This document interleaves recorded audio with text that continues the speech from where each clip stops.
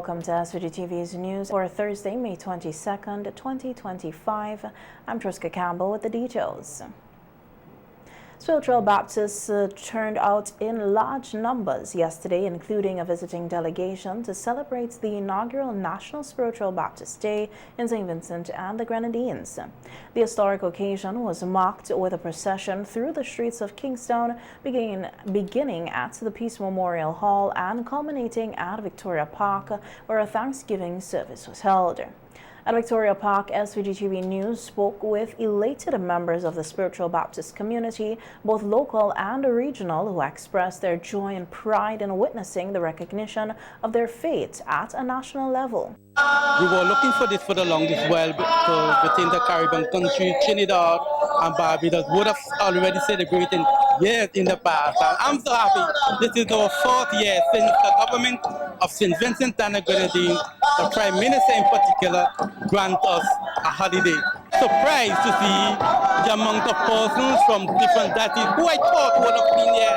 I also recognize Catholics are here as well, Salvation Army personnel is here as well, and we are happy indeed. Well, as a young person, I feel great. You understand? Knowing that it's being recognized, Spiritual Baptist is being recognized as a household of faith, you know, we're worshiping Christ, and I am glad that this have been implemented just, you know, because as they said, they fought a lot, you understand, back then they had to run in the bushes when they worship, you know, and to see that they can get the freedom now to worship like everybody else and feel welcome to the community is a great feeling. We make up of different churches from Trinidad and Tobago, and we just come to St. Vincent to celebrate because this is a very big occasion in St. Vincent. The foundation of the thing is the same with every Spiritual Baptist organization.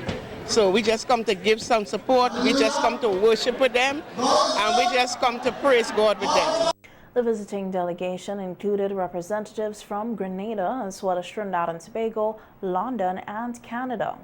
Dr. Agatha Carrington, Secretary General of the Spiritual Baptist Faith Inc. Worldwide, based in Canada, said her delegation felt it was important to travel to St. Vincent and the Grenadines to be a part of this momentous celebration. We're looking forward to a day that says that the government has recognized the struggle of all those who have been on this journey, and that this day has been given to us. And so many of us worldwide have been here. We have come because this is indeed a part of history where we all are here to celebrate with them.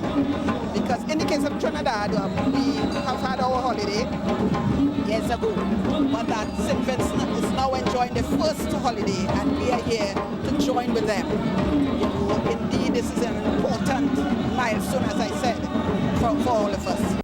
Trinidad and Tobago have the largest visiting delegation with more than 40 representatives. The country, which also observes a National Spiritual Baptist holiday, expressed solidarity with the Vincentians. The head of the delegation, elect Lady for the National Spiritual Baptist community in Trinidad and Tobago, noted that they understand the struggles faced by their Vincentian brothers and sisters, and had that having an official day of recognition is both historic and meaningful. Well, it is very important for us to attend because, like us, Trinidad and Tobago, St. Vincent would have gone through a period of prohibition as well. And so having that repealed some 74 years ago, and 74 years after now getting a public holiday, following in the footsteps of Trinidad and Tobago, who would have gotten our holiday some years ago, it was important for all of us to be here. So we are here in Trinidad and Tobago with a contingent of 47% strong. And adding to that, we would have had 3 persons coming today. So that would have bring us up to the half a century mark. Archbishop of the Spiritual Baptist Archdiocese in St. Vincent and the Grenadines, Bishop Michael Pompey, has proposed the introduction of Spiritual Baptist teachings in schools. Addressing hundreds of spiritual Baptists at the Thanksgiving service at Victoria Park on Sunday, Bishop Pompey emphasized the importance of educating young people about the struggles of their foreparents. He said such teachings would also help to instill morals and values from an early age. I believe that the time has come with this inaugural spiritual Baptist Day that we can start teaching the spiritual Baptists in our schools. I believe the time has come, just like prior to National Heroes Day or even Independence, that day before, that the spiritual Baptists can go into the schools, teach our children, let them know what we went through, our struggle, our journey, and our triumph. Meanwhile, Prime Minister Dr. Afghan Staff suggested the establishment of a spiritual Baptist theological school in St. Vincent and the Grenadines, the project he pledged to support. I want to make a suggestion. I think it's an idea. It may well be there for the Archbishop. You need to set up a special school of spiritual Baptist theology.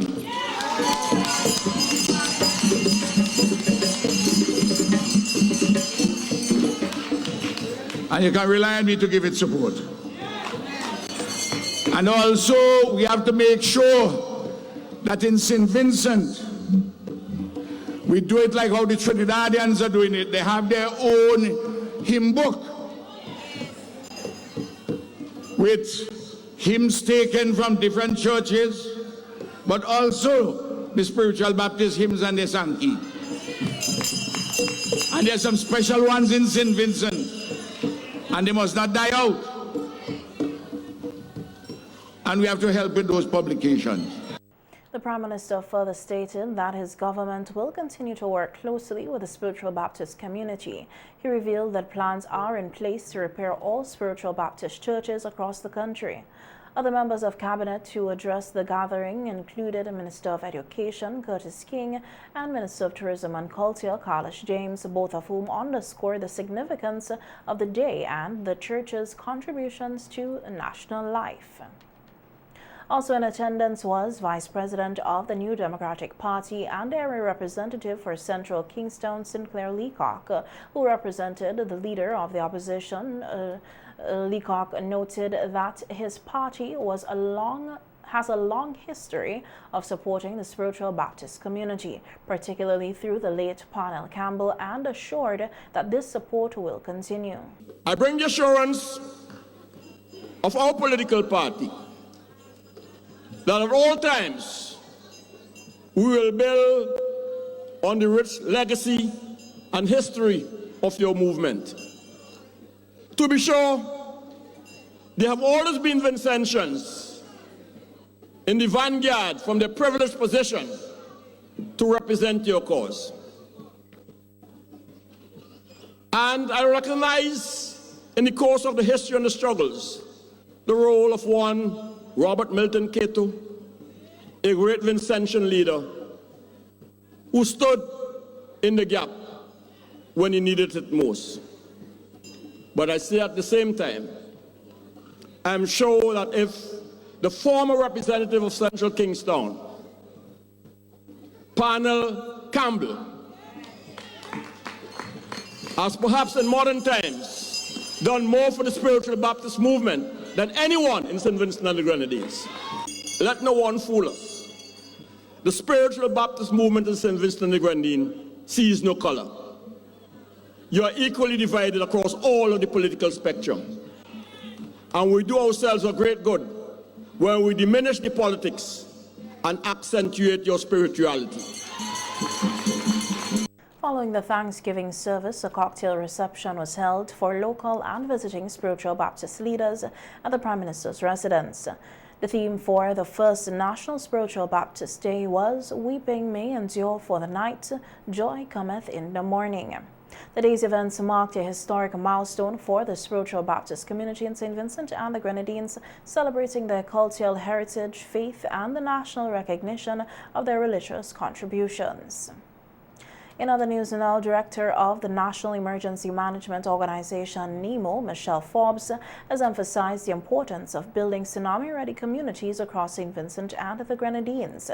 Speaking with the Caribbean Disaster Emergency Management Agency, SEDEMA, Forbes shared how the country is advancing tsunami preparedness throughout its multi-island state. She noted that the National Tsunami Program has been instrumental in raising public awareness and promoting community readiness. The program is one of our key activities in St. Vincent and the Grenadines because we're a coastal community and we are a multi-island state. So all of the Grenadines, the Union Island community became one of the first tsunami-ready community in 2020 in particular, and then it was devastated now with Hurricane Beryl, so we have to start again. So we were looking to extend the tsunami program to several of the other Grenadine islands, and we identified Bequia as one of the key, and they were quite receptive.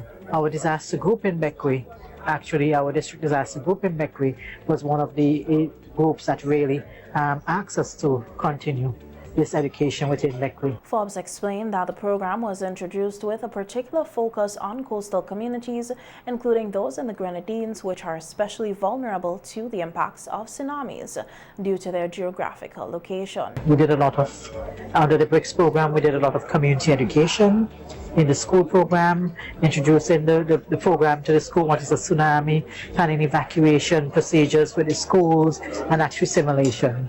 And we tied it with the November 5th in terms of the World Tsunami Day, in terms of looking at evacuating the schools. There was a particular school and some members of the community looking at the evacuation route. It was quite receptive, well received, and it's something that we know we have to continue in all of the communities, the coastal communities in St. Vincent and Grenadines, and in all of the islands want us to really do the tsunami smart, tsunami ready program within the islands.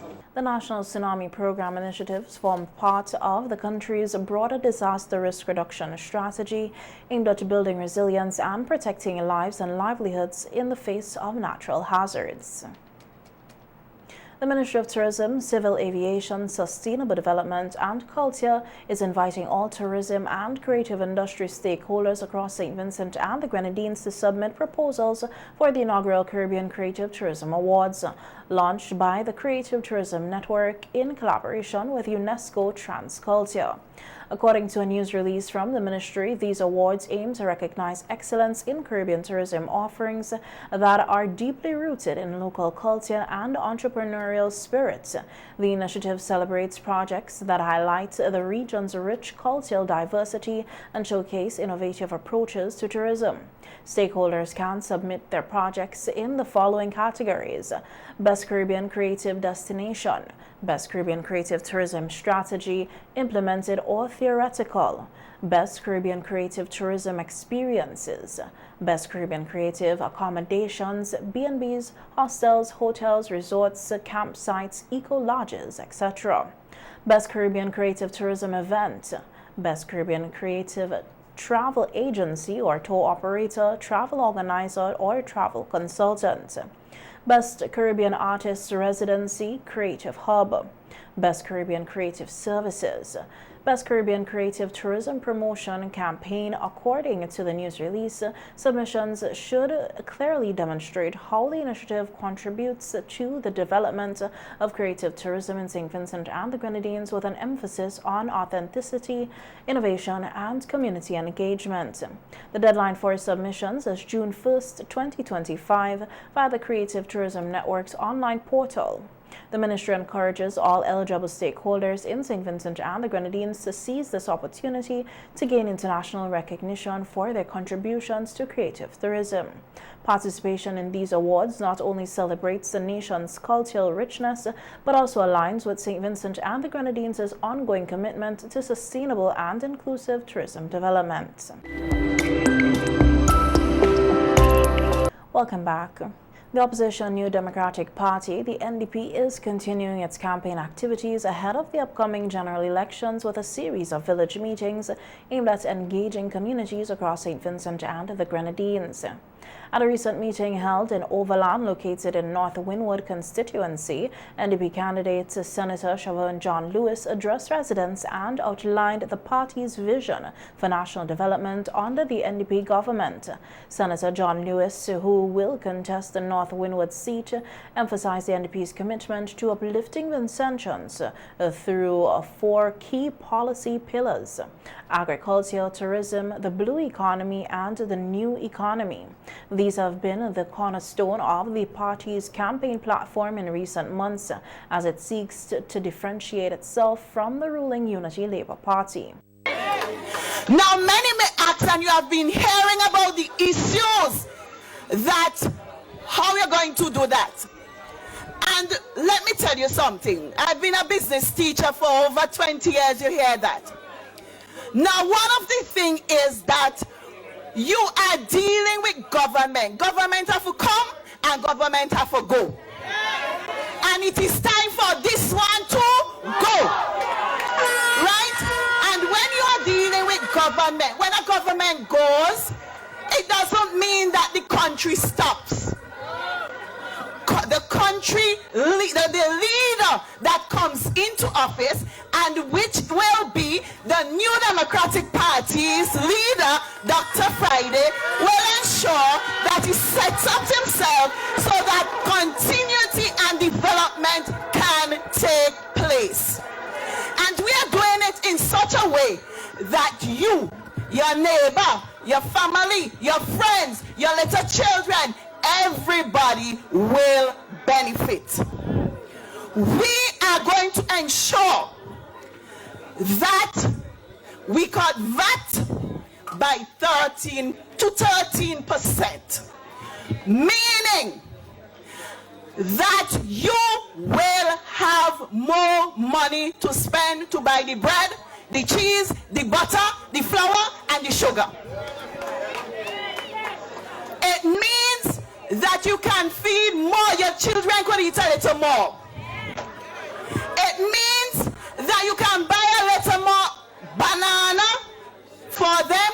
You can buy more sweetie, which is not too good, but at least you could treat them to an ice cream and they can feel happy, because we are making sure that we have happy people in St. Vincent and the Grenadines.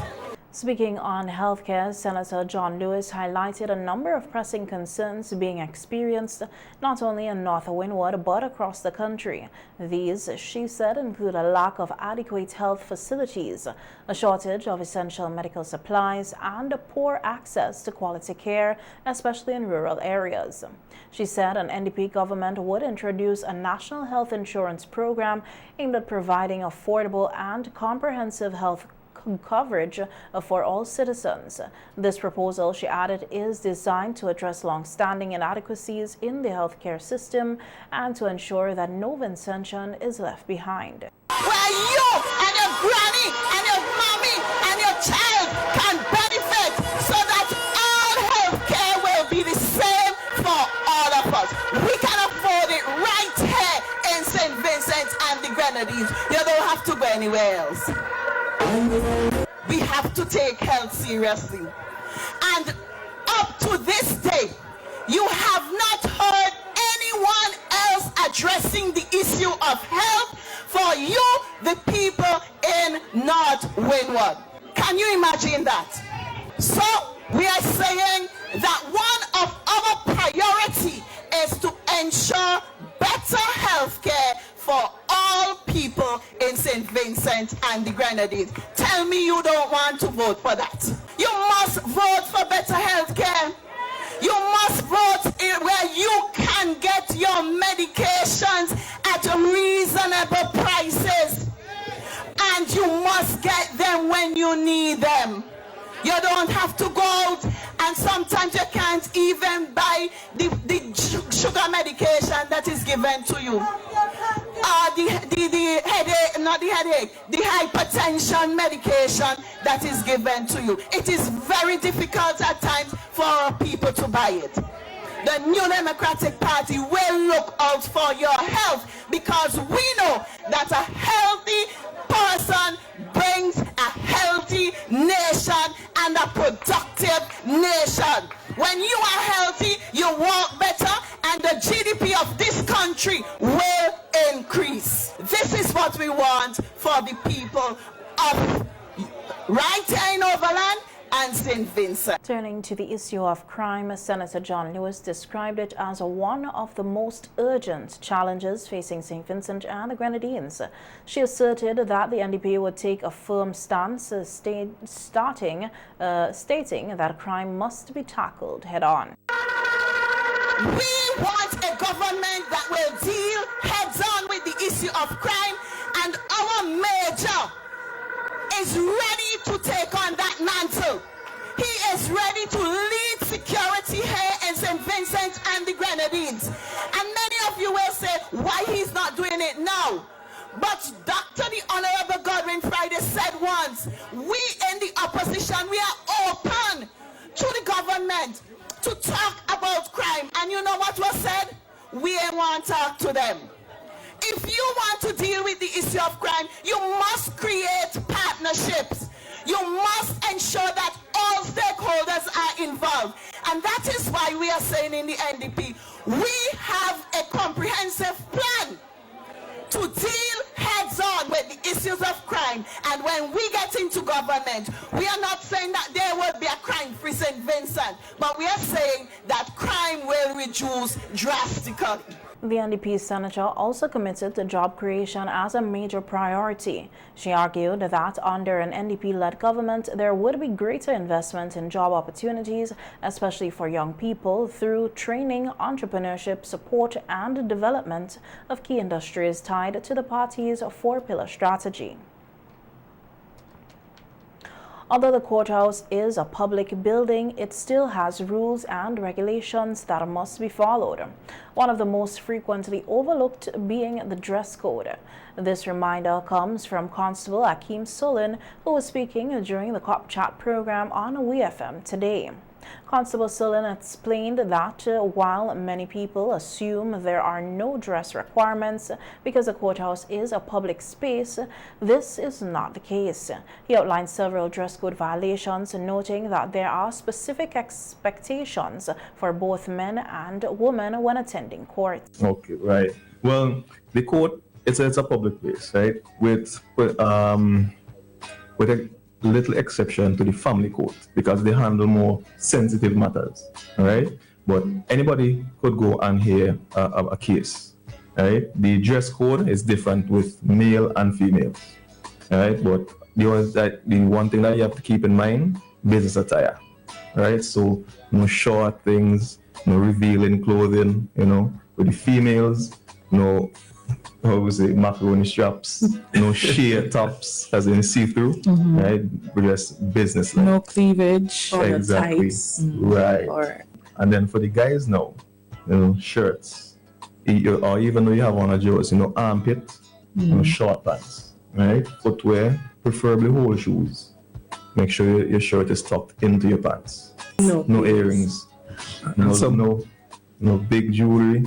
No loud printing on clothing, no bright flamboyant colors. In addition to dress code concerns, Corporal Kenroy Martin addressed the issue of bench warrants, emphasizing that they should not be taken lightly. It's never a good thing when it gets to that point, because the police have to forcefully remove you from where you're at. That's when the magistrate said, listen, bring this person to court on this piece of document that I'm sending, whether they like it or not. So even though we come to you today, the matter is tomorrow, we have to take you up today. You'll be spending that time with us in custody. It's an arrest warrant, basically. So bench warrant is literally sitting on a bench? Yes, bench warrant. You have to come to court. And then you come to the magistrate and explain what you probably said to the police officer. And then they will make a determination in respect of such. Both officers stressed the importance of understanding and respecting the rules of the court, noting that failing to do so can result in delays, fines, or even legal consequences. They encouraged the public to become more informed about courtroom procedures to avoid unnecessary issues. In more news from the police, the Royal St. Vincent and the Grenadines Police Force continues to intensify its operations against firearms-related crimes. A news release from the SVG Police Force says on Tuesday, May 20th, 2025, members of the Special Services Unit, the SSU, Rapid Response Unit, RRU, and the Narcotics Unit, Drug Squad conducted a joint operation in Georgetown, which resulted in the seizure of one illegal firearm and several rounds of ammunition. As a result, the police arrested Shafiel Moore, a 31-year-old mason of South Rivers in New Montrose. On Wednesday, May 21st, 2025, Moore is formally charged with the following charges: possession of an unlicensed firearm, to wit, one 9mm pistol without a license issued under the Firearms Act, and possession of unlicensed ammunition, to wit, 12 rounds of 9mm ammunition without a license issued under the Firearms Act. Moore appeared before the Serious Offences Courts today, Thursday, May 22nd, and initially pleaded guilty to both charges. However, due to matters relating to his legal representation, the magistrate entered not guilty pleas on his behalf and adjourned the matter to Monday, May 26, 2025. He was remanded into custody. This is not Moore's first encounter with the law for similar offenses. In July 2020, he was jointly charged alongside another individual for possession of one Ruger P85 MK, a 9mm pistol, and 3 rounds of 9mm ammunition without a license. The SVG Police Force says it views every firearm seizure as a victory for public safety, noting that a most recent success is a result of collaboration, intelligence gathering, and the operational readiness of the units involved. It says the force continues to demonstrate its zero-tolerance stance on illegal firearms and their proliferation throughout SVG. Members of the public are urged to assist in this effort by reporting suspicious activity.